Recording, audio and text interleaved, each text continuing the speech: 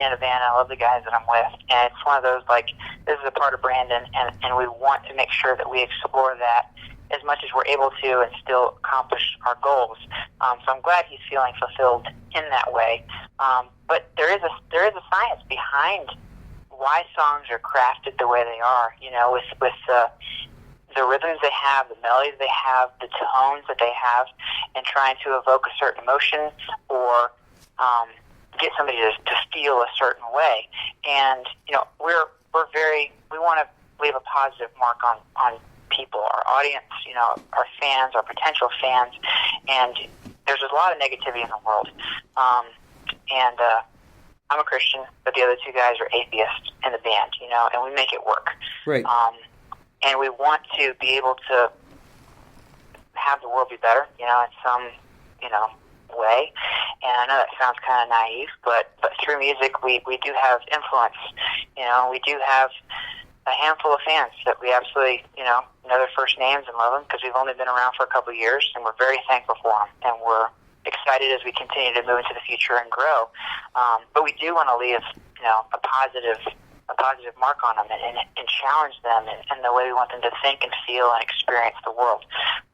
And music is powerful in how it can do that, through the science of how songs are created and crafted. It's pretty amazing, how that can play in your brain. It's really amazing, and you're absolutely right, because when you have the type of time signatures and tempo changes, that rewires the brain to release endorphins in the brain, which makes you feel happy, which makes you feel connected to the song, connected to everybody that you're listening to the song with. So, with that said, now you're creating a whole group think of everybody that's at the show, if they're at the show, right? Now they are all in the same boat and they're all paddling in the same direction, and I think that's a great thing. Absolutely, and you want that kind of everybody's on the same team, especially at a show. Like if we can somehow tap into the energy of the room, and we're having a great time, they're having a great time, and we're all kind of on the same page. We're all experiencing the same thing at the same time. That's amazing. That's such a wonderful feeling. Like words can't really describe how that is.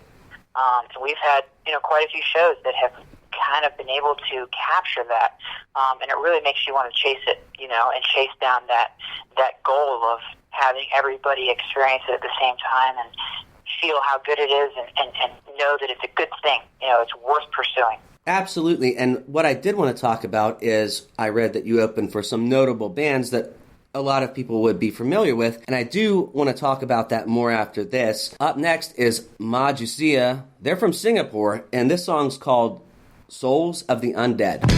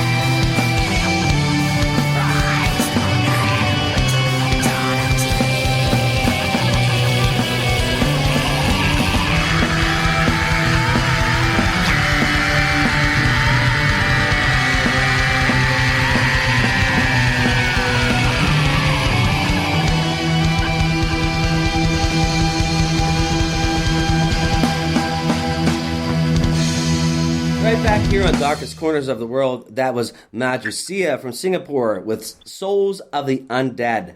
Joining us is Justin Goodson from the band Days to Come, and we left off talking about some great stuff, and what I wanted to talk about now is how the independent artist is now taking over and now cannot be ignored by major media radio.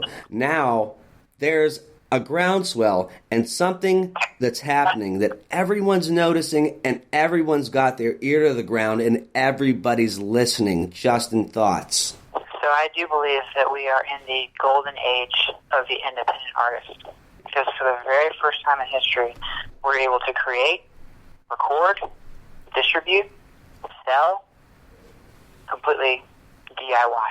You know, you don't have to have a massive financial backer like a major label in order to actually create fans, because of the internet.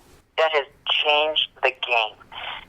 You know, you can have a Facebook page the exact same way that Nickelback can, you know, and as long as you present yourself as professional, people are not going to be able to tell the difference, except for, well, that band has a lot more money, you know, because of ads, because they're on billboards or TV or magazine, whatever. But you can still reach people as long as they have an internet connection in places that you don't ever have to really go until you have a solid foundation and a big fan base in order to support you going over there. And that has changed the entire game, which is amazing. But because of that, you know, I do believe that the market is very saturated right now because it's unregulated. You know, there's a lot of music that's being released every single day that is just recorded on a laptop or recorded on a phone and thrown on SoundCloud. You know, I don't know, I don't remember the metric on it, but how many thousands of songs are released every single day. And on the one hand, that's really amazing, you know, that we're able to have that much creativity and that much freedom with expression and art and being able to reach people. But then on the other hand, it's like, well, you know, who actually says what music is quote-unquote subjectively good or bad, you know? So a part of me really likes the fact that we're able to do all that. And the other part of me is like, well, there's a ton of artists that are pursuing the exact same end. So it's a really wonderful time to live in, but it is difficult. And like I was telling you before, you know, while we were off air, I'm so appreciative of these shows and different podcasts and different people that want to support independent bands, because it's very difficult to gain someone's attention for just a minute. Just right. Listen to my song one time, and then you make the decision on whether you think it brought value or didn't bring value to your life. And if it didn't, then move on. Right. And I'm totally cool with that, because there's literally a million other bands that you may or may not love. And I want you, as a listener, which I'm a listener too, everybody's a listener, to find that band that you're like, oh my gosh, they're so good. I love everything they do, and I want to support them. Because that's what we need as independent, you know, people is that support. But just to gain that sort of attention for literally 30 seconds just to listen to a song, you know, your platform is so invaluable right now to the independent artist that it's huge. Like, it is helping so much, because major radio, commercialized radio, is not helping independent artists. And they never will. They never will. Yeah, unless they've charted on Billboard or whatever, unless they're selling so many thousands of copies, and unless they can make money for them. If they see the investment as worthwhile financially, instead of looking at it as art and right. going, man, this guy has a really solid foundation of fans that love him. We should invest into that because he or she is creating this great art, instead of how many dollars am I going to make from it. Right. So, I absolutely love the time that we're in. You know, I mean, it would have been really cool to live, you know, 20, 30, 40 years ago, or however long. But I think right now we're in a certain time and place that's very special and is untapped. And we're still learning. You know, it's a new terrain with the internet and with being able to create on the fly and express yourself online. Like, within a minute, you can go live on Facebook right now, say whatever you want. And we've never been able to do that and reach somebody in Bangladesh. You know, like, that's crazy that we can do that. And it's so fast and it's so simple. And I want to touch on how you said, listen to the song for 30 seconds, and if they don't catch the attention. Every song that gets submitted to my show, I listen to from front to back 3 times. Why 3 times? So I know that I didn't miss anything. That's why I listen to every song I get 3 times. Regardless of the genre, I'm going to listen to that song 3 times front to back. I am a huge fan of all music, and I listen for details, and I listen for differences in different types of music. Everyone says that, okay, punk sounds the same. Everyone says speed metal sounds the same. It doesn't. If you listen for the details, there's something different there, and there's something good there in each one of those songs. Absolutely. I think I'm a fan, like you, I'm a fan of music, I have genres that I continue to run back to, but I believe that there are nuggets of gold in every single genre, which is why they have such massive fan bases, soul, funk, R&B, rap, hip-hop, rock, metal, and then all of the facets that metal has, as well as pop and hip-hop, there's such massive followings behind these genres, and to go through and say, I only listen to country music, well, then you're limiting yourself on all the wonderful things that these other genres can give you, different perspectives, different feelings, and especially as an artist and a creator, you want to expose yourself to as many different ways of thinking as you can, musically speaking, because it can influence how you create and the art that you're able to give back to your fans. And you might just, strike lightning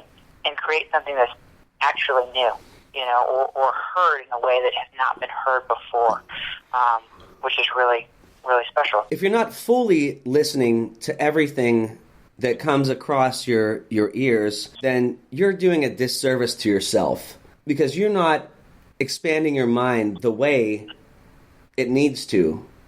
And I think, I know a lot of people that will hear a song for maybe 4 bars and say, well, I don't like that kind of music. And they'll turn it off. They'll turn their nose up. Not me. You will never catch me turning my nose up at any song that anyone has ever created, because it's art. And that really is one of the beautiful things about art and about music in particular, is how subjective it is. There is truly no right or wrong way to create a song.